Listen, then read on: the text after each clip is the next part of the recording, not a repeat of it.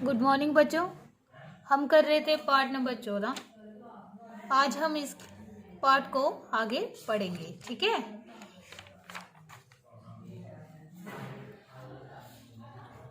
घोड़े जब इस तरह से आराम करते हैं तब खड़े रहने में मदद करने वाली उनकी शरीर की नसें और स्नायु काम नहीं करती हैं। क्या बोला गया है इसमें कि जब घोड़े आराम करते हैं खड़े होकर तो इनकी नसें और स्नायु काम नहीं करती हैं। यदि नसें और स्नायु काम करते रहें तो खड़े खड़े आराम करते हुए घोड़े के गिरने का डर होता है। अगर इनकी नसें काम करती रहें तो ये क्या करते हैं, इनको डर होता है कि कहीं घोड़े गिर ना जाए। पशु विशेषज्ञों के अनुसार जंगली घोड़े समूह में रहते हैं। क्या बोला गया है कि जंगली घोड़े किस में रहते हैं, इकट्ठा रहते हैं और बहुत कम लेटते हैं। और क्या बोला गया, बहुत कम लेटते हैं। वह इसलिए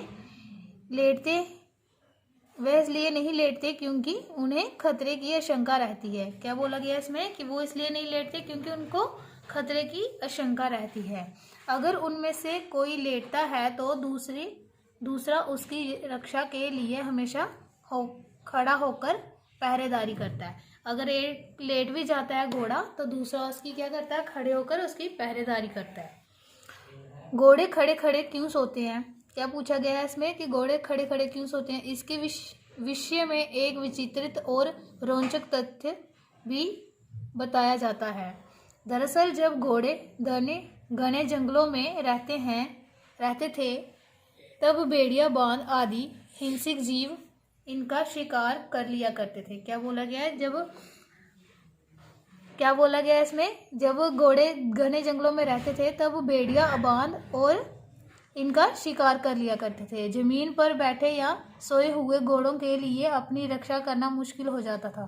क्या बोला गया, जब कोई घोड़ा लेट जाता था या बैठ जाता था तो घोड़ों की अपने आप की रक्षा करने का बहुत मुश्किल हो जाती थी। इनसे बचने के लिए घोड़ों ने खड़े खड़ा सोने की आदत डाल ली। क्या किया इन्होंने, फिर खड़े खड़े सोने की आदत डाल ली।